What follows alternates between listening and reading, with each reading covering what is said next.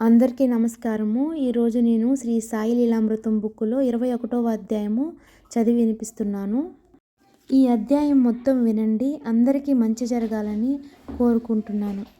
కాలాన్ని కవ్వంలా అనే అధ్యాయంలో సగభాగం ఇంతకుముందు చదివి వినిపించాను. మిగతా సగభాగం ఇప్పుడు వినిపిస్తున్నాను. బూటివాడలో తమను పెద్దలు సేవిస్తుంటారన్నారు బాబా. పెద్దలంటే శ్రీమంతులని. అలా అనుకుంటే శ్రీమంతులని తలుచుకున్నట్లయితే బూటీ కంటే పెద్దలెవరుంటారు? మురళీధర్ని కని నిర్మించిన మందిరంలో బాబా దేహాన్ని సమాధి చేయడం కంటే ఘనమైన సత్కారం ఏముంటుంది? ఈనాటికి కోటీశ్వరులెందరో షిరిడీలో వైభవంగా ఉత్సవాలు చేస్తున్నారు. కానీ ధనానికి సాయి దృష్టిలో ధాన్యపు గింజకున్నంత విలువ కూడా లేదు. కనుక పెద్దలంటే మహాత్ములని భావం, వారి భావం. రానున్న సాయి నిర్యాణాన్ని షంసుద్దీన్, బన్నే మియా వంటి యోగులు ముందుగానే ఇస్లాం పద్ధతిలో గౌరవించారు. అలానే కాండేష్లో శ్రీ గురుగోవిందులనే మహాత్ములు ఉండేవారు. వీరు సాయికి గురుబంధువని వినికిడి. వీరికి 10వ నెల 1918 తీవ్రంగా జ్వరం వచ్చింది. విజయదశమి నాడు భక్తులతో ఆయన, నాడు సాయి అనే దివ్యజ్యోతి చంద్రునిలో లీనం కాబోతున్నాడు అన్నారు. భక్తుడు మదీన్ పాటిల్ తనకు తెలిసిన సాయి భక్తులందరికీ వెంటనే ఆ విషయం తెలిపాడు. సాయి సమాధి చెందారని వినగానే శ్రీ గురుగోవిందులు తమ శిష్యులందరినీ స్నానం చేయమన్నారు. ఈయన బాబాను ఆ గురుచంద్రులు అనేవారు. ఎందరికో దైవస్వరూపులుగా పూజించబడిన మొహూర్ బాబా, స్వామి ముక్తానంద వంటి ప్రముఖ సాధువులెందరో సాయి సమాధిని దర్శించారు. స్వామి పూర్ణానంద శ్రీశైలం నుంచి, వారి గురువు రాఖాడి బాబా షిరిడీలో ఒక సప్తాహం సాయిని సేవించి ఈయన ప్రేరేపించిన చోట ఆశ్రమవాసివై ఉండు అని ఆదేశించారు. ఇంకెందరికో మహాత్ములు షిరిడీ రాకున్నా సాయిని సేవిస్తూనే ఉన్నారు. పెద్దవారు తమను సేవిస్తుంటారని శ్రీ సాయి చెప్పినదే ఆ విషయమే. శరీరమే తామని భ్రమించే పామరులకు జనన మరణాలుంటాయి. మృత్యువుపై విజయం సాధించిన వారే మహాత్ములు. సాయి సశరీరులుగా ఉన్నప్పుడే మనలా శరీర పరిమితులుగా ఎన్నడూ లేరు. అన్ని రూపాలలో ఉన్న పరమాత్మగా జీవించారు. అలాంటి వారికి మరణమెలా సంభవం? భౌతిక శరీరంతో ఉన్నప్పుడే మృత్యువుపై సాయి విజయంతో ఇదెంత సత్యమో భక్తులు ఒకసారి చూశారు. ఆగస్టు 13, 1886న సాయి తీవ్రమైన ఉబ్బసంతో బాధపడ్డారు. రాత్రి 10 గంటలకు మహల్సాపతితో, నేను అల్లాహ్ వద్దకు వెళ్తున్నాను. వస్తే 3 రోజుల్లో వస్తాను. అలా రాకుంటే శరీరాన్ని ఆరుబయట పాతిపెట్టి గుర్తుగా 2 జెండాలు పాతు అని చెప్పి అతని ఒడిలో ఒరిగిపోయారు. శ్వాస నాడి నిలిచిపోయాయి. సాయి మరణించారని తలచి జనం గుమిగూడారు. ఆ ఊరి కరణం పంచాయతీ కూడా జరిపించారు. శవాన్ని ఇక ఎక్కువ సమయం ఉంచక అంత్యక్రియ చేయాలని గ్రామస్తులు తొందర చేశారు.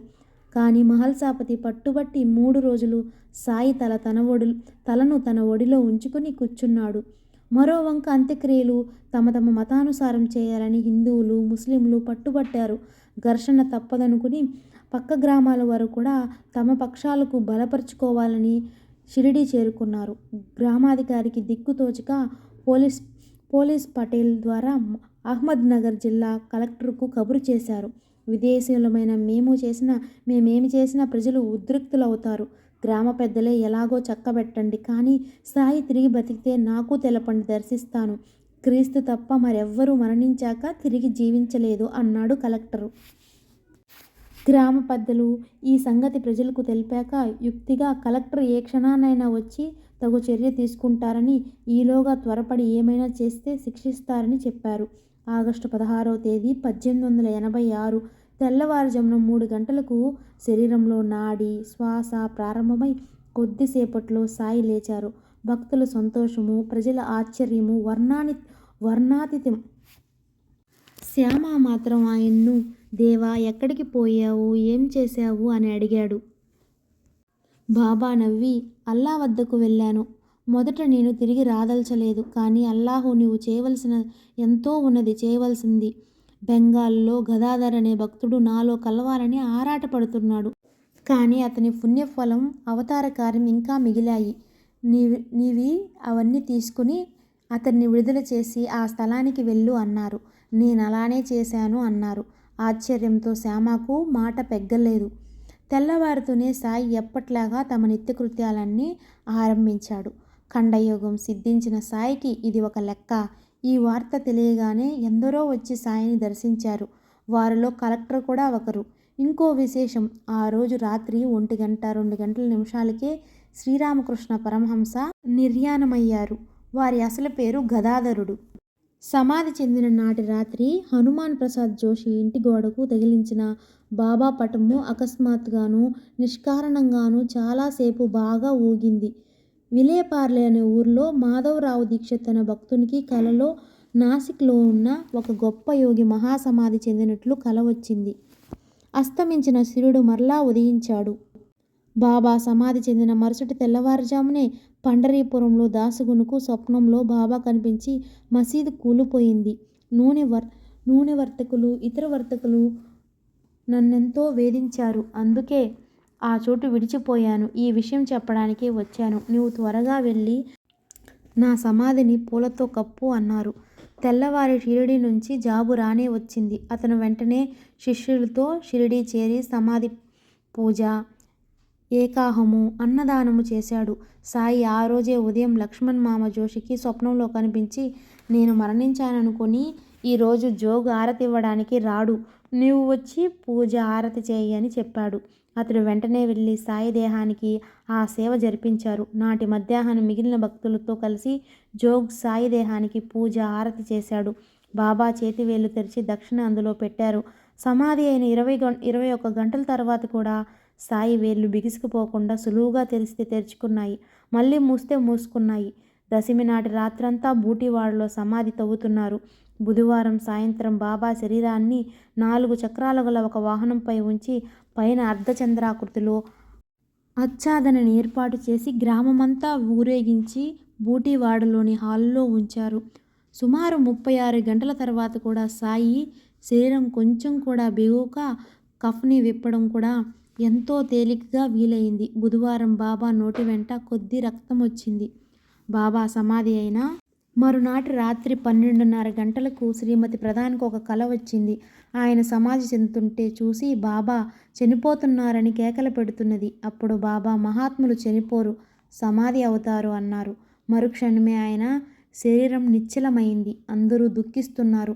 తెల్లవారేసరికి సాయి మహాసమాధి చెందిన వార్త అందింది ఆమెకు. 3వ రోజు తెల్లవారుజామున ఎండబ్ల్యూ ప్రధాన్ వదిన గారికి స్వప్నంలో బాబా కనిపించి, మీ సంచిలోనున్న పీతాంబరం పంపి నా సమాధిపై కప్పించండి అన్నారు. వెంటనే మెలకువ వచ్చి చాలా సంవత్సరాలుగా ఉతికిన ఒక పీతాంబరం వారి సంచిలో ఉన్న సంగతి జ్ఞాపకం వచ్చి ఉదయమే దాన్ని షిరిడీ పంపారు. 1923వ సంవత్సరం వరకు తరచూ దాన్నే బాబా సమాధి మీద కప్పేవారు. బాబా సమాధి అయిన తర్వాత 7వ రోజున ఉపాసనీ బాబాగా కాశీ వెళ్ళి 1100 మందికి బ్రాహ్మణుల చేత విశ్వేశ్వరునికి అభిషేకం చేయించి వారందరికీ భోజనము, దక్షిణ, సెలవులు. బొంబాయి భక్తులు 13వ రోజున హిందూ పద్ధతిన 3000 రూపాయల ఖర్చుతో 3000 మందికి పంచభక్ష పరమాన్నాలతో భోజనం పెట్టారు. తర్వాత మాసికం రోజున దాసుగును కూడా అంతే వైభవంగా చేశాడు.